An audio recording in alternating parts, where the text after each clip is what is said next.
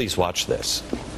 Eugenics is not a new idea, and it didn't start with the Nazis, but with American and British socialists and progressives who thought that through measures like prohibition and later birth control, they could cure the ills of modern society, such as poor public hygiene, rising population among lower classes, and urban crowding.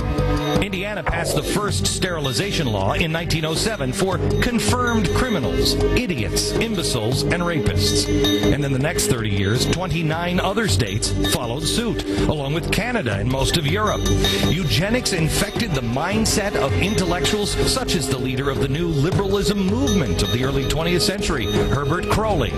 He wrote a book in 1909 called The Promise of American Life, in which he declared that the state must, quote, interfere on behalf of the really fittest. Eugenics was also popular thought for Presidents Woodrow Wilson, Teddy Roosevelt, and their advisors. In 1912, a year before he was president, New Jersey's Governor Woodrow Wilson created a board of examiners of feeble-minded epileptics and other defectives. Under it, the state could determine, quote, when procreation is inadvisable, like for criminals, prisoners, poor kids, and the ill-defined, other defectives, end quote. Roosevelt's close advisor, Charles Van Hise, said, quote, he who thinks of himself not primarily, but of his race and of its future, is the new patriot, end quote. Former President Roosevelt later endorsed Madison Grant's Passing of the Great Race, a book that Hitler once referred to as his Bible.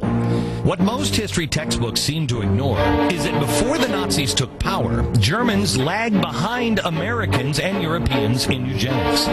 But World War I and the Great Flu pandemic basically turned doctors into social planners, and Hitler and the Nazis took the logic of public health to totalitarian extremes. They made the central policy goal affecting employment, marriage, medicine, and more. The same year Hitler joined the Nazi Party in 1920, the Nazis rounded up hundreds of thousands of disabled, elderly, and mentally ill, and exterminated them as, quote, useless bread gobblers, or life unworthy of life, end quote.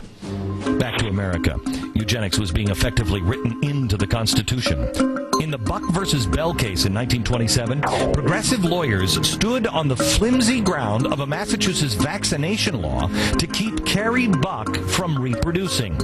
We know now she wasn't retarded.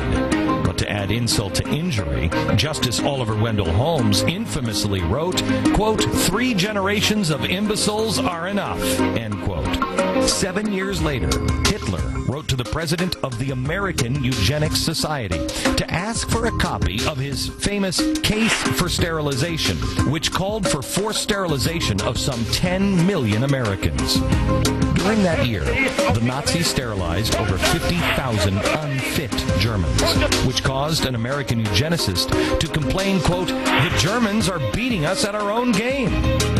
The Nazi eugenic idea evolved naturally into the eventual Holocaust and the deaths of 6 million Jews, as well as millions of other innocent people. America, there is so much anger and hatred in this country right now, and it is important that we have an honest conversation here and understand clearly what is being said on this program. No one is saying that eugenics are coming. The builder of the master race was only part of the problem in Germany, made possible after they began to devalue life. They tried to figure out how much is a life worth and put a price on how much each individual was worth. And some were worth more than others. I want to show you a poster that I saw this morning getting ready for the show, and I want you to know that I have a daughter that was born with cerebral palsy, and they said that when she was born that she would never walk or talk or feed herself. She went to college. They were wrong. This poster bothers me so much because the hand of the person shown in this poster reminds me of my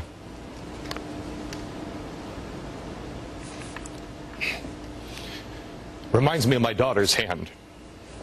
This is from Nazi Germany, It says in German, if you can get a tight shot here, it says in German, basically, it's going to cost 60,000 marks to keep this man alive.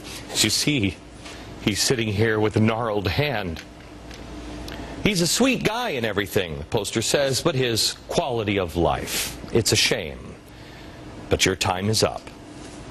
Then there is this poster.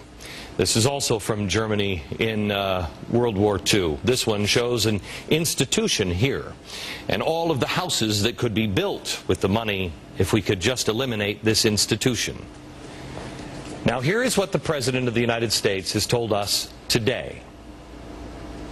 The rumor that's been circulating a lot lately is this idea that somehow the House of Representatives voted for death panels that will basically pull the plug on Grandma because we've decided that it's too expensive to let her live anymore.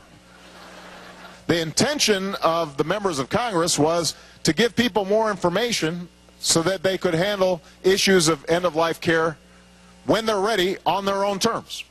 It wasn't forcing anybody to do anything. I don't believe that this is a matter that is appropriate for laughter or for jokes. I want you to clearly understand that I don't think he wants to kill your grandmother or unplug your grandmother. It would be truly an evil person that would do that. However, what happened in Germany was they couldn't afford health care for all. You see, they had devalued their mark, our dollar. They had devalued it so much because the government just started to print money.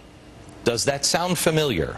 It has only been done a few times in the world's history, and it has never ended any other different way than it did in the Weimar Republic.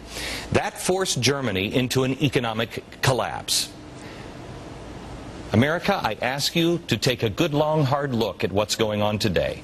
You must ask with boldness, could our economy, the way we are currently spending and printing at will, possibly go into some sort of emergency situation? Could it collapse? Is it possible? Is it possible that our debt is so high that we can't pay it back, or we have to make tough decisions and possibly ration health care? The answer, everyone will tell you, is yes.